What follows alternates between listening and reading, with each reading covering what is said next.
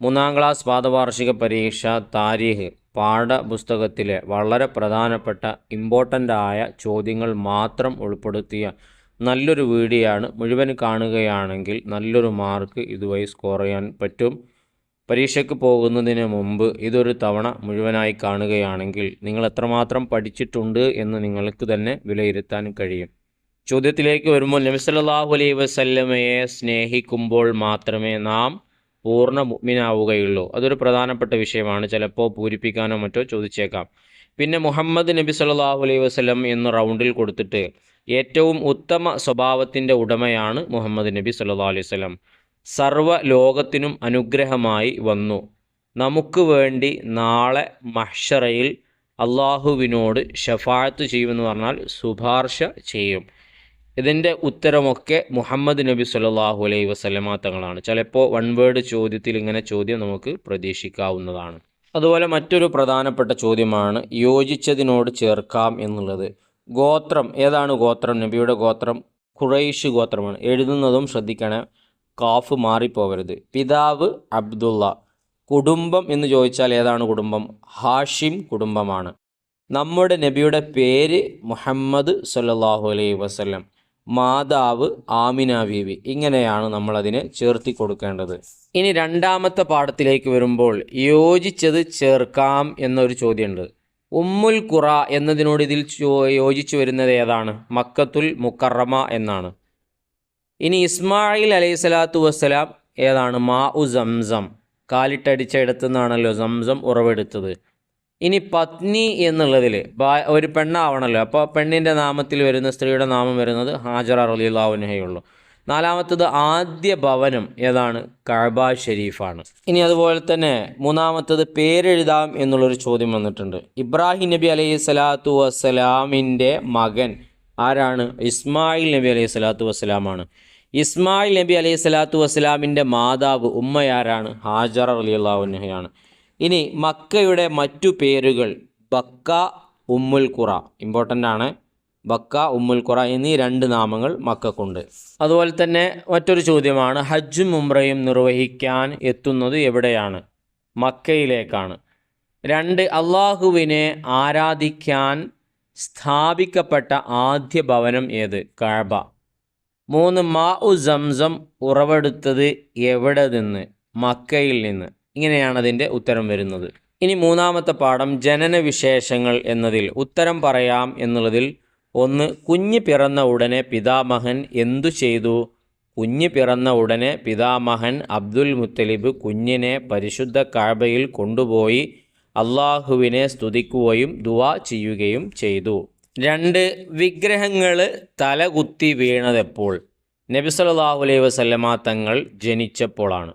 3 നബി സല്ലല്ലാഹു അലൈഹി വസല്ലമ തങ്ങളുടെ ജനന സമയം പേർഷ്യയിലുണ്ടായ അത്ഭുതങ്ങൾ എന്തെല്ലാം? പേർഷ്യക്കാർ വർഷങ്ങളായി പൂജിച്ചു വന്നിരുന്ന അഗ്നികുണ്ഡം അണഞ്ഞുപോയി. പേർഷ്യൻ ചക്രവർത്തിയുടെ സിംഹാസനം തകർന്നു തരിപ്പണമായി. സമാവ ചെരുവിൽ സമുദ്രതുല്യമായ ജലപ്രവാഹം ഉണ്ടായി. നോട്ട് ചെയ്യുക, ഇമ്പോർട്ടൻ്റ് ആണ്. ഇനി രണ്ടാമത്തത് ചേർത്ത് എഴുതാം എന്നുള്ളതിൽ 1 ബനു സുഹറ വഹബ്. 2 നബി സല്ലല്ലാഹു അലൈഹി വസല്ലമയുടെ ജനനം തിങ്കളാഴ്ച. 3 അബ്ദുൽ മുത്തലിബ് പിതാമഹൻ. ഇങ്ങനെയാണ് എഴുതേണ്ടത്. അതിൽ തന്നെ അഖീഖ 7-ാം ദിവസം. 5 സമാവ തായ്വര ജലപ്രവാഹം. ഇങ്ങനെയാണ് യോജിപ്പിക്കേണ്ടത്. ഇനി യോജിപ്പിക്കാം എന്ന് താഴെ വേറൊരു ചോദ്യം വന്നിട്ടുണ്ട്. അതിലൊന്ന്, നബി സല്ലല്ലാഹു അലൈഹി വസല്ലമയുടെ കബീല അഥവാ ഗോത്രം ഏതാണ്? ഖുറൈശ് ഗോത്രമാണ്. നബി സല്ലല്ലാഹു അലൈഹി വസല്ലമ തങ്ങൾ ജനിച്ച വർഷം ക്രിസ്തു വർഷം 571. മൂന്നാമത്തത്, നബി സല്ലല്ലാഹു അലൈഹി വസല്ലമ തങ്ങൾക്ക് പേര് നൽകിയത് അബ്ദുൽ മുത്തലിബാണ്. 4 നബി സല്ലല്ലാഹു അലൈഹി വസല്ലമ തങ്ങളുടെ പിതാവ് മരണപ്പെട്ടത് നബിയുടെ ജനനത്തിൻ്റെ 7 മാസങ്ങൾക്ക് മുമ്പ്. ഇമ്പോർട്ടൻ്റ് ആണ്, നോട്ട് ചെയ്ത് വെക്കുക. ഇനി നാലാമത്തത് കുടുംബ പരമ്പര എന്ന പാഠത്തിലെ ചോദ്യം നോക്കൂ. ഖുറൈശിയിൽ നിന്ന് തിരഞ്ഞെടുത്തു ആരെ? നബി സല്ലല്ലാഹു അലൈഹി വസല്ലമ തങ്ങളെ. 2 സത്യനിഷേധികൾ ഉണ്ടായിട്ടില്ല ഏത് പരമ്പരയിൽ? നബി സല്ലല്ലാഹു അലൈഹി വസല്ലമയുടെ പിതാവിൻ്റെയും മാതാവിൻ്റെയും വംശപരമ്പരയിൽ. അതുപോലെ ഈ പാഠഭാഗത്തിൽ വരുന്ന പ്രധാനപ്പെട്ട ഒരു ബൈത്തുണ്ട്. നബി സല്ലല്ലാഹു അലൈഹി വസല്ലമ തങ്ങളുടെ പിതാമഹന്മാരെ ഉൾപ്പെടുത്തിയ ബൈത്ത്. അത് വളരെ ഇമ്പോർട്ടൻ്റ് ആണ്. എല്ലാവരും കാണാതെ പഠിച്ചു വെക്കുക, വളരെ ഉപകാരപ്രദമായിരിക്കും.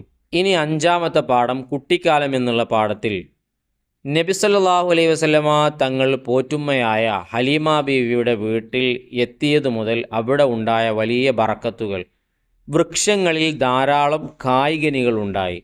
അതുപോലെ തന്നെ പാല് വറ്റി മെലിഞ്ഞു പോയിരുന്ന ആടുകൾ ശരീരമെല്ലാം നന്നായി ധാരാളം പാല് ചുരത്താൻ തുടങ്ങി. വളരെ ഇമ്പോർട്ടൻ്റ് ആയിട്ടുള്ളതാണ്, മനസ്സിലാക്കുക. അതുപോലെ ഇമ്പോർട്ടൻ്റ് ആയ മറ്റൊരു ചോദ്യമാണ് ചേർത്ത് എഴുതാം എന്നുള്ളത്. 1 ഹലീമ ബീവി മുലയൂട്ടൽ. 2 മുലകുടി കാലം 2 വയസ്സ്. 3 മലക്കുകൾ ഹൃദയം കഴുകി വൃത്തിയാക്കി. 4 ലംറത്ത് കൂട്ടുകാരൻ. 5 വൃക്ഷങ്ങളിൽ കായ്കനികളുണ്ടായി. 6 പാലൂട്ടൽ കാലം കഴിഞ്ഞും 2 വർഷം താമസിച്ചു. ഇങ്ങനെയാണ് ചേർക്കേണ്ടത്. 6-ാമത്തെ മാതാവിൻ്റെ വിയോഗം എന്ന പാഠത്തിലെ പ്രധാന ചോദ്യങ്ങൾ. 1 ഉത്തരം പറയാം. ഉമ്മയോടൊപ്പം നബി സല്ലല്ലാഹു അലൈഹി വസല്ലമ തങ്ങൾ മദീനയിൽ താമസിച്ച കാലം എത്ര? 1 മാസം. 2 ഉമ്മു ഐമൻ കുട്ടിയെ എന്തു ചെയ്തു? കുട്ടിയുമായി ഉമ്മു ഐമൻ മക്കയിലെത്തുകയും അബ്ദുൽ മുത്തലിബിനെ ഏൽപ്പിക്കുകയും ചെയ്തു. 3 ഉമ്മ മരണപ്പെട്ടപ്പോൾ നബി സല്ലല്ലാഹു അലൈഹി വസല്ലമ തങ്ങളുടെ പ്രായം എത്ര? 6 വയസ്സ്.